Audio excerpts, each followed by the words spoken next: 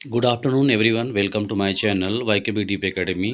आप सभी का हमारे channel Y K B Deep academy में स्वागत है। उम्मीद करते हैं आप लोग अच्छे होंगे, मस्त होंगे, ज़बरदस्त होंगे, ज़िंदाबाद होंगे। बोर्ड की एग्ज़ाम की तैयारी जो कक्षा 10 और 12 की है वो चल रही होगी।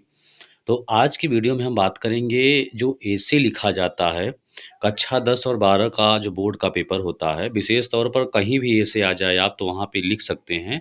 और 10 और 12 जैसे बोर्ड का पेपर है तो वहाँ पर भी आप लोग उसको लिखिएगा। तो आज की वीडियो में हम बात करेंगे ऐसे को किस प्रकार लिखना है, कैसे लिखिए ताकि आपको कम से कम जो नंबर रहे पूरा उसका पूरा आप नंबर पा सकें। तो बिना देरी के लिए हम लोग स्टार्ट करते हैं, ऐसे कैसे लिखें। तो जानने से पहले यदि आप हमारे चैनल पर नए हैं तो चैनल को सब्सक्राइब कर दीजिए, वीडियो अच्छा लगता है तो लाइक करिए और इसको दोस्तों के साथ भी इसको शेयर करिएगा। तो चलिए बिना देरी के हम लोग बात करते हैं कि ऐसे कैसे लिखें। तो देखिए ऐसे जो है लिखने का कई तरीका है। विशेष तौर पर 2 प्रकार से ऐसे हम लिख सकते हैं।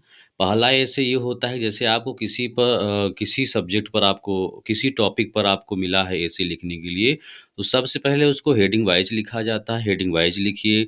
और दूसरा तरीका ये होता है कि आप जैसे हेडिंग नहीं पता है, नहीं जान पा रहे हैं, तो आप पैराग्राफ वाइज़ भी उसको लिख सकते हैं।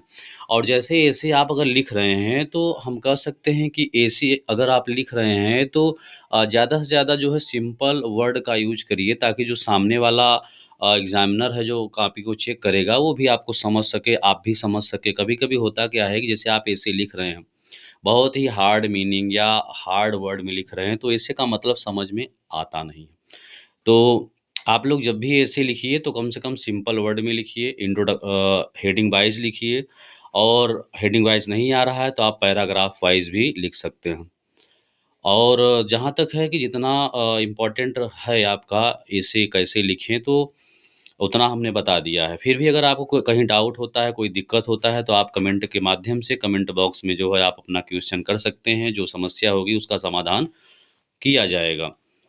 और ऐसे हम कह सकते हैं कि ऐसे जो है कक्षा 9 में भी आता है, 10 में आता है और कक्षा 11-12 में भी ऐसे आता है लेकिन वो आर्टिकल हो जाता है। तो ऐसे आप किसी भी टॉपिक पे लिखिए।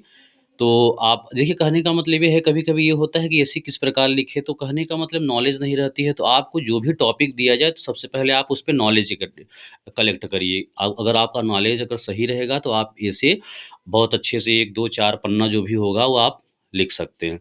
अगर आपको टॉपिक मैटर नहीं है आपके पास तो आप ऐसे नहीं लिख पाएँगे। तो उम्मीद करते हैं आपको समझ में आ गया हो। तो thank you so much. Like, share and subscribe my YouTube channel. धन्यवाद।